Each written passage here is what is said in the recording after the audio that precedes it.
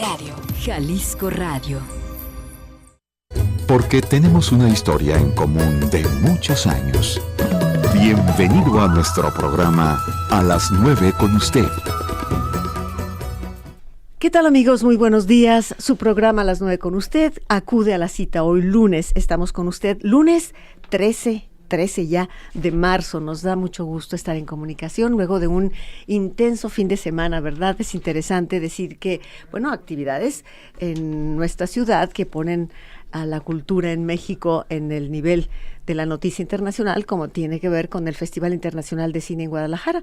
Es uno de los festivales de cine más importantes que se realizan en el país y además es pionero como festival. Usted recordará la muestra de cine mexicano hace más de 30 años. Y en esta edición que se inauguró este fin de semana y concluirá el próximo viernes, pues es la edición 32ª, como usted sabe, y fue una iniciación, una inauguración llena de raíces mexicanas, la presencia del mariachi, por supuesto, la entrega para la actriz Ofelia Medina del Mayagüel de Plata por 50 años de trayectoria en los escenarios. En fin, pues que estamos de fiesta en Guadalajara en lo que a cine respecta. También quiero felicitar de manera muy especial a la señora Paulina Carvajal de Barragán, una verdadera dama de la cultura que tiene una trayectoria importantísima por su aniversario número 90. Y la señora luce como una muchacha enamorada de la vida, de la cultura, de su aportación a la ciudad. Y fue celebrado también con la presentación de un poemario, Mis Poemas. Vaya, un abrazo cariñoso. Y estuvieron representados, claro, el Seminario de Cultura Mexicana, la Sociedad de Geografía y Estadística, y, en fin, que hoy le damos la bienvenida y que continuaremos con nuestra historia de la ópera con la presencia del doctor Arnulfo Eduardo Velasco, que ya está hoy con nosotros. Arnulfo, buenos días. Muy buenos días, Yolanda, buenos días. Sí, hoy continuamos y el día de hoy vamos a dedicar el programa a dos compositores diferentes. De uno tenemos una sola selección y el otro tenemos tres. Bueno, el primero es un compositor francés, Alfred Bruneau. Louis Charles Bonaventure Alfred Bruneau nació en París el 3 de marzo de 1857 y su importancia en la historia de la ópera reside en una cosa muy curiosa, que él intentó desarrollar algo que finalmente no funcionó, pero que tuvo cierto éxito en su momento. Él era amigo personal de Emilio Zola y él intentó hacer una ópera naturalista. Incluso muchas de sus óperas están basadas en textos de Zola y hay algunas de sus óperas tienen libreto del mismo Zola. Esto es ciertamente interesante. Sí. Además, el reto de una ópera naturalista está así como que un gran desafío. Y que finalmente no lo logró porque realmente la ópera es algo que no se presta mucho al naturalismo, desde el momento mismo que es algo tan artificial. Sí. Y quiso seguir un poco también lo que después iba a ser la ópera verista en Italia, pero realmente el naturalismo y la ópera no combinan bien. Sin embargo, se le recuerda por eso. De todas las óperas que compuso, solo hay una que todavía de vez en cuando se representa. Y hay un área de esa ópera que algunos tenores cantan. La ópera se llama El ataque del molino y está basada en un relato de Zola que se publicó en el famosísimo libro de Las veladas de Medán. Ese libro, como ustedes recordarán, es una antología de textos de diferentes escritores, todos miembros del grupo naturalista, que cada uno escribió un texto para que se publicara en el libro. Entre los autores que participaban estaban Paul Alexis, Joris Karl Huysmans, Guy de Maupassant, Léon Hennique, Henri Seard y Emile Zola. El texto de Zola es El ataque del molino y describe precisamente en forma de una ficción pero basada en un hecho real, a hechos que pasan en una pequeña población de Lorena durante la guerra franco-prusiana, donde precisamente hay toda la problemática de la invasión extranjera, de los intentos de resistencia y sobre todo las contradicciones internas que se plantean dentro de la misma población. El texto es muy de la escuela naturalista y la ópera de Bruneau, que tiene un libreto escrito por Louis Gallet, se estrenó con muchísimo éxito el 19 de febrero de 1897. Como les digo, es la única ópera que de vez en cuando se vuelve a montar. Y lo que vamos a escuchar es de esa ópera, el aria del protagonista, que se llama Dominique, que no es un francés, sino un flamenco, que se alía con los franceses en contra de la invasión alemana, o prusiana más correctamente hablando. Y bueno, en este momento el área que canta es un área de nostalgia porque sabe que el siguiente lo van a fusilar. Entonces él habla precisamente, y lo curioso del caso es que no se refiere a cosas como por ejemplo el amor o algo así, aunque menciona a su novia, sino lo que más va a extrañar, el bosque cercano al pueblo, que para él precisamente tiene un significado particular, y habla de ese bosque y dice que ojalá que lo fusilen allí y que le gustaría que lo enterraran también en ese bosque. Bueno, intérprete de Roberto Alaña. Vamos a escucharla. Por favor, Jorge Ariel en los controles, Ángeles Rodríguez en la producción.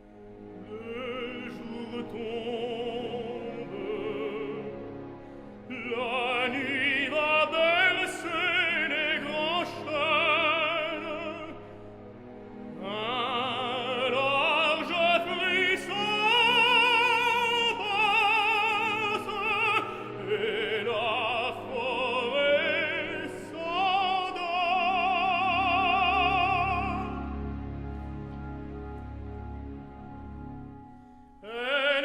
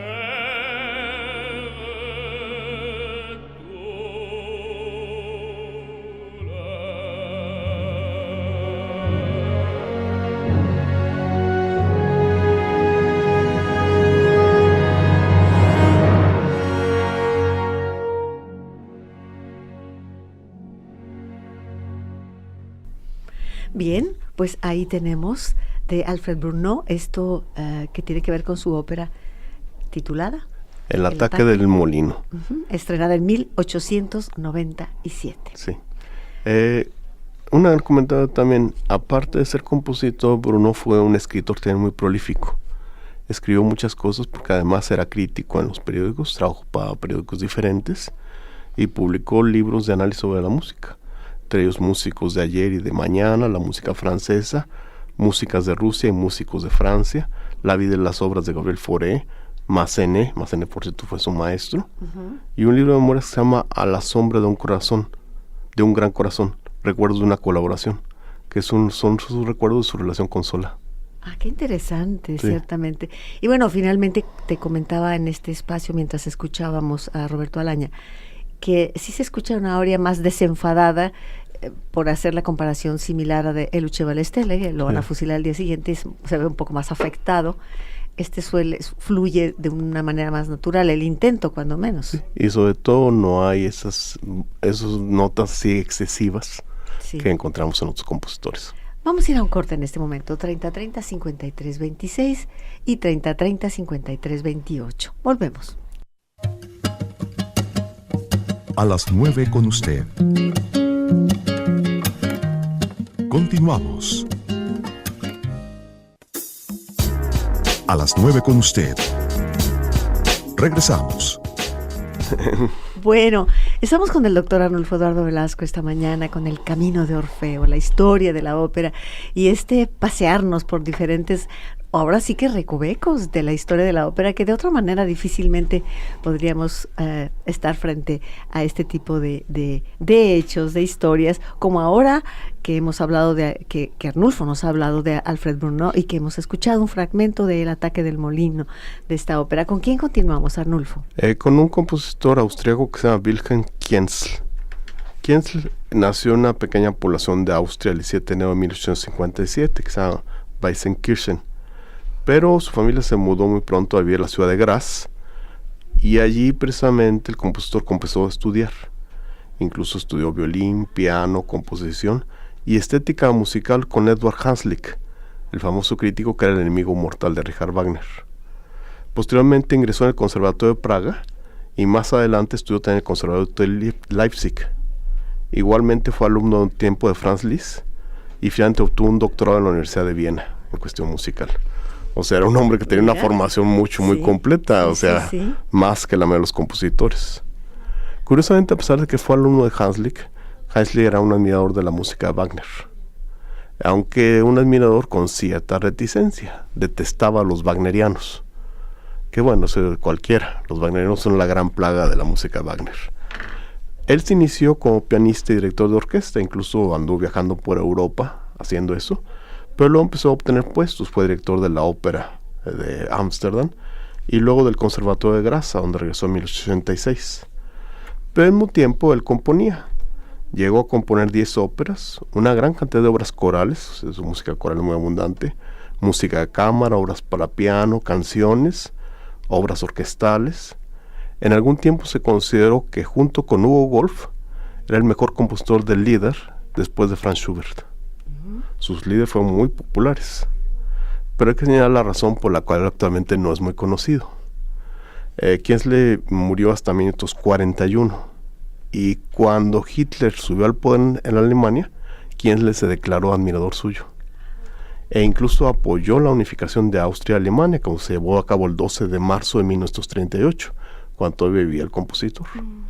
Eso hace que tenga muy pocas simpatías de parte de la crítica, que generalmente rechazan precisamente a este compositor, sobre motivaciones de este tipo político. Pero bueno, la verdad es que los errores que un ser humano comete en vida, pues afortunadamente mueren con él. ¿Algunos pasan a la historia? Sí, pero de cualquier forma, cuando es un artista, pues lo que sobrevive o lo que debe sobrevivir es su música. Y en el caso de Kienzle, pues hay que reconocer, tiene una cualidad fundamental, una capacidad melódica impresionante. O sea, su música incluso se ha resucitado últimamente a pesar de estos resabios, y varias óperas se han vuelto a grabar, más que nada por lo maravilloso de algunas de sus melodías.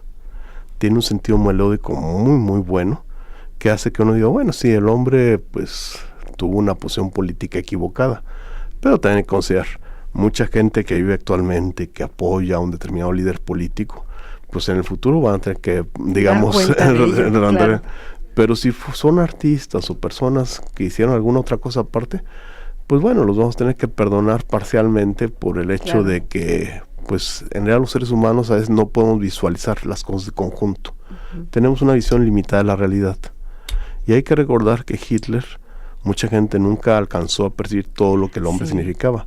Lo veían simplemente como un organizador eficiente. Sí. Y vienen a mi mente nombres de figuras muy importantes, de filósofos muy importantes que apoyaron a Hitler. Así es, compositores, músicos, cantantes de ópera. Y tienes razón, no alcanzaron a dimensionar el alcance de su proyecto. Y es que es muy difícil, o sea, muy a menudo uno se ciega para ciertos aspectos, ve únicamente lo que uno quiere ver, y eso puede llevar a cometer errores muy serios. Quizá la solución siempre sea no confiar demasiado en los líderes, mantener siempre una actitud, una cierta reserva, a la espera de lo que pueden llegar a ser. Y sobre todo creo que una cosa es muy obvia, no se puede confiar en un líder demasiado ambicioso. Pues vamos con la siguiente selección, si te parece. Sí, no sé si tendremos tiempo, pero sí, creo que sí. Es de una ópera que se llama El Evangelizador, que Kienzle escribió el mismo libreto, basado en una obra que se llama De los papeles de un comisario de policía, de Leopold Florian Messner, donde se cuentan historias reales que fueron experiencias del autor, que era un abogado y comisario de policía de la ciudad de Viena.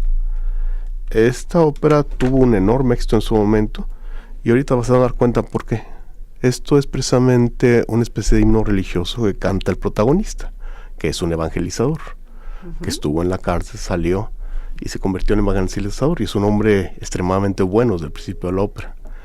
Pero precisamente está cantado con un coro de niños, lo cual le da una dimensión especial. Además, el tenor es Fritz Wunderlich, el gran Fritz Wunderlich, acompañado precisamente por los Kindersingkreis. Bueno, esto es una joyita, anticipamos.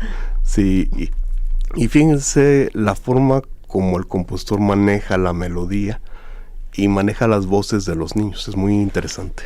Adelante, Jorge, por favor.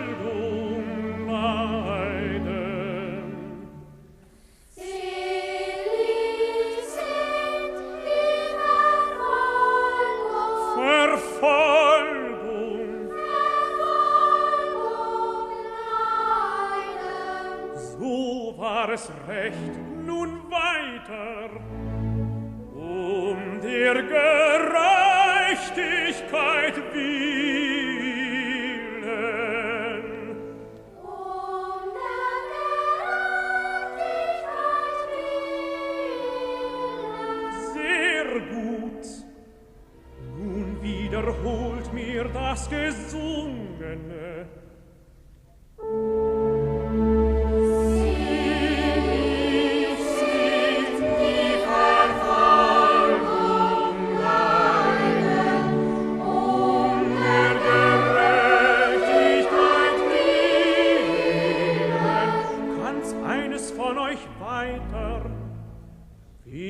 Hat sich's gemerkt? Ich kann es, denn ihrer ist das Himmelreich. Jetzt alle. Denn ihrer ist das Himmelreich.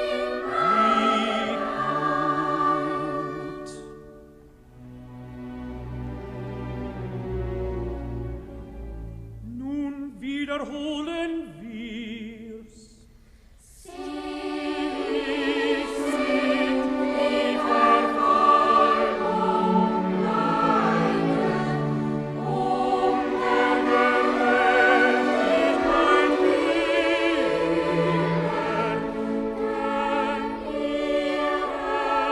ihrer ist das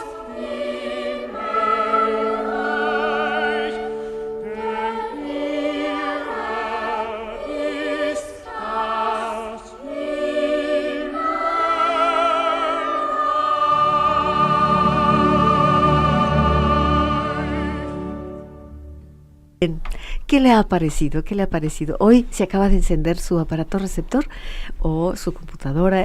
Recuerde que también nos pueden escuchar por la red. Bueno, pues es el doctor Arnulfo Velasco quien está con nosotros. A mí me encantan estos lunes. Nos permite iniciar la semana así, con música, con un tono de serenidad, disfrutando la estética de la música. Adelante, Arnulfo. Sí, la siguiente ópera que podemos comentar de Kienzle es una ópera que se llama Don Quijote.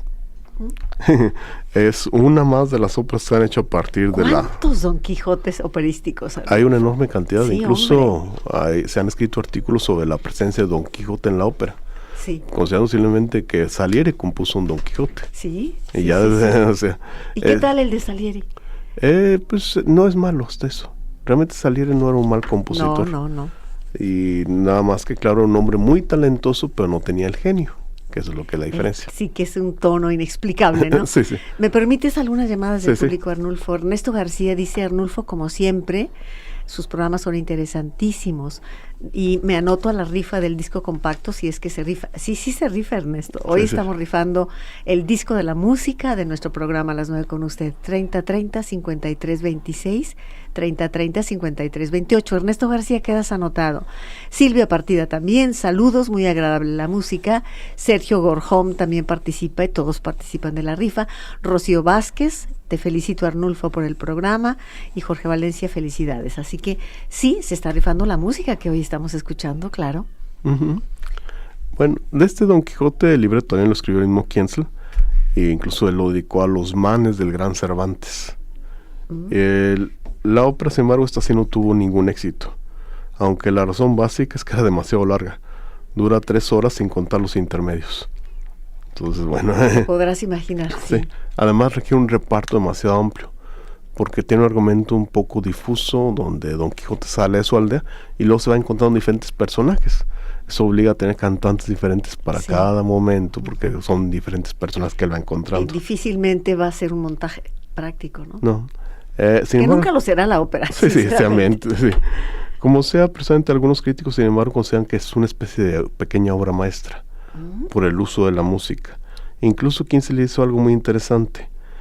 Agregó a la ópera una serie de interludios que funcionan como pequeños poemas sinfónicos que tienen una función descriptiva, describen un instante de los personajes, un momento.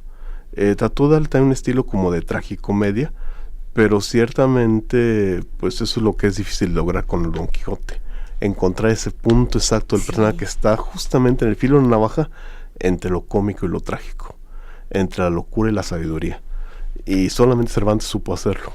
Todos los que tratan de reproducir eso no lo logran.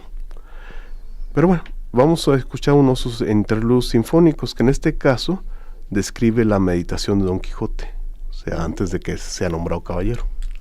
Vamos a escucharla, por favor.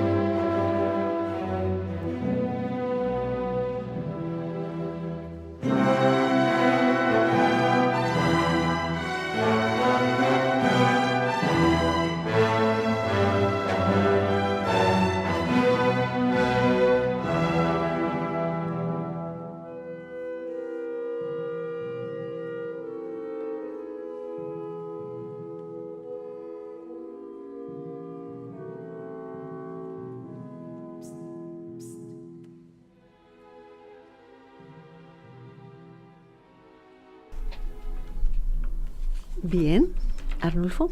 Sí, pues esta es precisamente de la ópera Don Quijote de Kienzle. Lo que sigue es, porque lo vamos a oír después, es de una ópera que se llama Der Kuhreichen. Esto es un término que ni siquiera está en alemán. Es del dialecto, el romanche suizo. Es el nombre de una canción, por decirlo así, que existe en Suiza, pero de la cual solo se conserva realmente el texto, y a la cual muchos compositores le han puesto música. La ópera está basada presente alrededor de esta canción. Ocurre en el tiempo anterior a la Revolución Francesa y cuenta el hecho de que en esa época les prohibieron a los soldados suizos que servían al rey cantar la canción esta, porque les producía una enorme nostalgia, y es que habla también incluso de la deseo de desertar y regresar a la patria. Claro. Y un soldado que se llama Primus Thaler la canta y lo pueden condenar a muerte. Pero de su presente viene que una muchacha lo salva y de ahí se desarrolla toda la tragedia. Pues te llama también Guillermo López, que felicita el programa, te dice gracias, doctor Arnulfo, su producción es increíble, lo que usted nos comparte. Araceli Sánchez Hernández, me gusta muchísimo el programa, la programación operística especialmente, saludos al doctor Arnulfo. Bueno, todos ustedes participan de la música, del cassette, de la rifa del cassette que estamos escuchando en este momento. 3030-5326 y 3030-5328. Volvemos luego del corte, aproveche para marcar. A las 9 con usted. Continuamos. A las 9 con usted. Regresamos. Estamos esta mañana con el doctor Arnulfo Velasco y bueno, nos ha llevado por diferentes compositores que de otra manera difícilmente, no dudo que haya muchos expertos que nos escuchan y que conocen estos nombres, como Alfred Brunot, como Kienzle, que la verdad es que es apasionante encontrar y escuchar sobre todo sus producciones, Arnulfo. Sí, exactamente, y además, bueno, es un viaje por música a veces menos conocida y que sin embargo vale la pena conocer. Claro. Esto que vamos a oír ahorita es precisamente la canción de la que hablé. Uh-huh.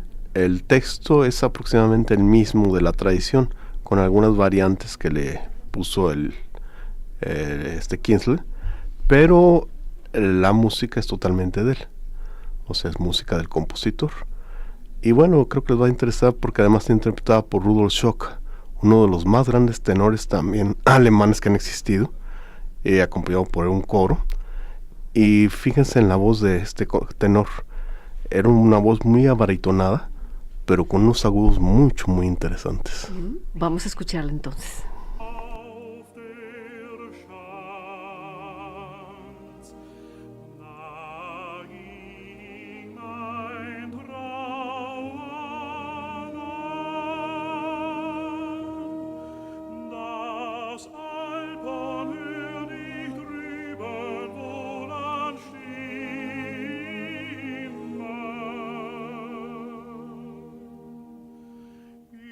Vaterland, wo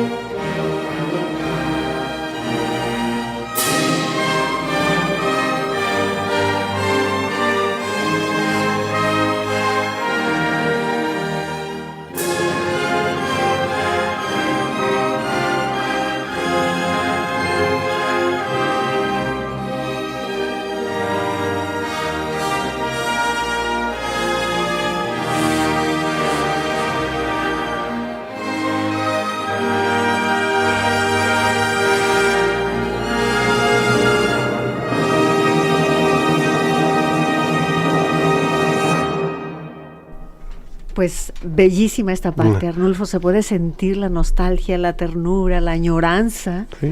¿Y recuerdan que les dije que era un gran melodista este compositor? Sí. Y no da cuenta. Tienes toda la razón.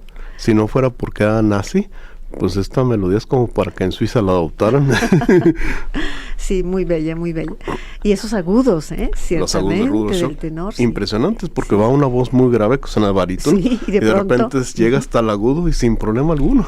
Y esto provoca que te conmueva, ¿no? Sí. Sobre todo las voces oscuras y luego este tono de ternura es algo muy especial. Sí, es una joyita. También Conchita Melchor nos dice bellísima música, este último track especialmente me gustó y participa de la rifa. Jesús Pimentel, felicito al doctor Arnulfo. También Antonio Uribe felicita y escucha con atención tus comentarios.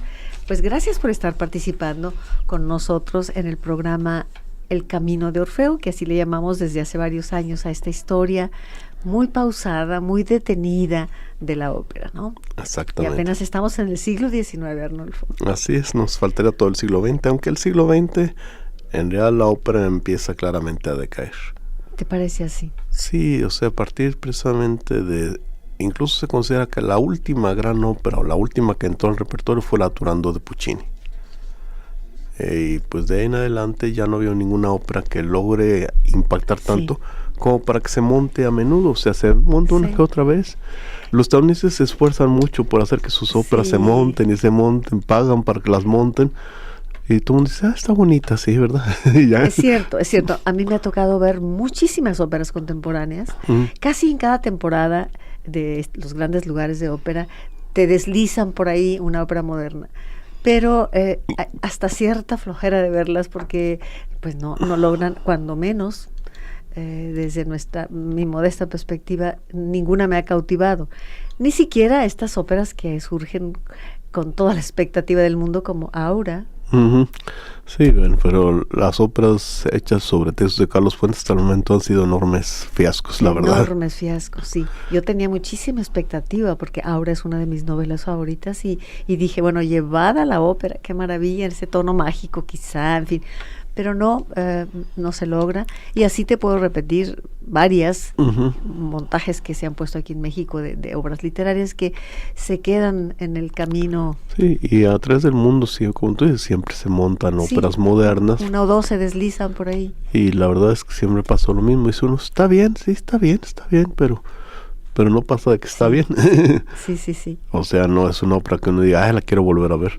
Dice uno, ya la vi, gracias. Y sorprende cómo, pues, las grandes temporadas de ópera, repito, en París, en Berlín, en México incluso, pues vuelven a los mismos títulos. Sí. Y bueno, simplemente que es el repertorio. Y a veces lo que hacen es resultar óperas olvidadas del pasado con buenos resultados. Eso es válido. Sí. Además creo que a veces es más sano porque hay ocasiones en que es más sano restaurar una ópera poco conocida que hacer una versión ya muy gastada y muy repetida con las mismas ideas de una ópera que ya todos conocemos. Y bueno, al tiempo, ¿no? Pues, a lo mejor nosotros estamos opinando que no nos gusta, que no nos ha cautivado, digámoslo así, pero con el tiempo algo pasa, no sabemos. Sí, también puede ser que en el futuro alguna de estas óperas modernas de repente la recuperen y la gente le interese. Y se diga, y no la supieron apreciar. Exactamente, y no se dieron cuenta en su época lo que había. Sí, siempre puede pasar. En realidad sí es cierto, el arte, en realidad los peores críticos del arte son los contemporáneos. Sí. Es el tiempo y el espacio el que decide. Si a un compositor que vivió en la Viena del siglo XVIII, actualmente los japoneses, los mexicanos, los estadounidenses y los austriacos lo consideran un genio, pues tiene que tener algo. Claro. O sea, me estoy refiriendo a Mozart. Sí, y tampoco, pues muchas veces uno se envuelve en la soberbia de decir, no, pero no son más que pequeñas opiniones que hay que soltar con reserva porque no sabemos. Sí, no sabemos realmente. Nadie es un buen juez de su época. Claro. Ni de sus contemporáneos. En efecto. Y bueno, es el tiempo el que decide. Y pues yo creo que eso es precisamente también una fórmula correcta, tener una cierta actitud, pues digamos de una cierta humildad. Sí. Decir, bueno, yo desde mi punto de vista pienso esto, pero pues mi punto de vista no hace el arte. Los críticos a veces tienen esa soberbia de pensar que ellos crean a los artistas. Los artistas se crean ellos solos. El crítico lo que hace es pues descubrirlos y explicarlos a los demás, pero no los hace. Y además pensemos en esa cualidad tan importante de un crítico. Primero, conocimiento de su materia, a toda prueba. Hay un extremadamente Sí. conocimiento, muchísimo trabajo en ese aspecto. Muchísimo trabajo. Y luego vendría una sensibilidad, que no sensiblería, pero una sensibilidad suficiente para dejarse empapar por la obra en cuestión Ujú. y poderla realmente compartir, ¿no? Así es, sentirla. Hilda Díaz también nos llama, le enviamos un abrazo. Hilda, me encanta la programación, me encantó hoy el programa, nos dice, te felicita Muchas Hilda gracias. Díaz. Berta Yáñez, saludo, la música tiene una gran ternura, esto que acabamos de escuchar, Así hermoso el programa de hoy, me dan ganas de ser mejor persona. Dice. Muy bien. La música produce ese efecto a Sí, todos es nosotros. cierto, Sí, sí. es cierto. Bueno, recordemos que Orfeo, dice en el mundo griego, la mitología, como amansaba a las fieras. Sí, sí. Y incluso doblegó a los seres del infierno. Doblegó a los seres del infierno, sin duda. Ujú. Rita Ramírez Saucedo, yo me anoto en la rifa también. Bueno, como ves, Arnulfo, hay muchas llamadas del público. ¿Qué te parece si procedemos a la rifa para no precipitarnos hacia el final? Yo te pongo aquí, boca abajo, todas las papeletas Ujú. y ya tú dirás. Sí. A ver. Esta. Araceli Sánchez Hernández. Araceli Sánchez Hernández se lleva el disco compacto que contiene la música que esta mañana hemos estado escuchando en el programa, Arnulfo. Bueno, se dice que el rey de España, un rey Borbón, padecía de enormes depresiones. Y lo único que lo ayudaba, que lo hacía levantarse de la cama, bañarse y tratar de vivir, era cuando Farinelli le cantaba.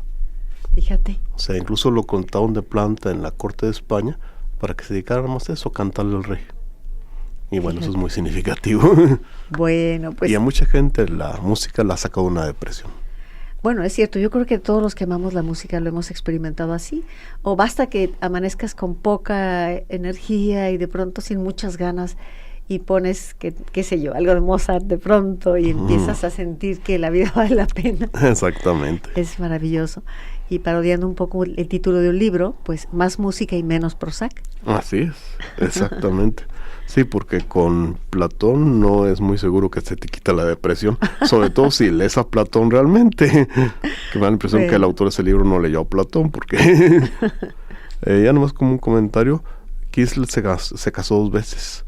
Su primera esposa fue una soprano wagneriana, Lily Hock, y cuando ella falleció algún tiempo después se casó con una muchacha que se llama Helen Lechner, que fue la libretista de sus últimas óperas. Pero debe haber durado muy poco casado porque murió muy pronto.